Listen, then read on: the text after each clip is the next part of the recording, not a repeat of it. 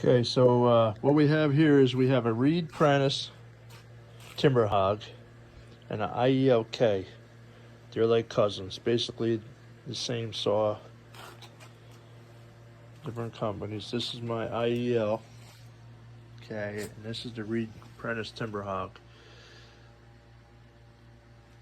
Pretty fortunate to have both of them in my collection. They're pretty early chainsaws.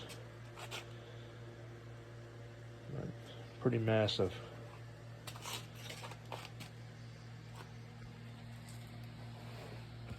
They're very similar. This one was restored a little bit. This one is all original, pretty much. Yeah, pretty fortunate to have both of them in my collection. There's not many known to exist. There's a handful, but not many.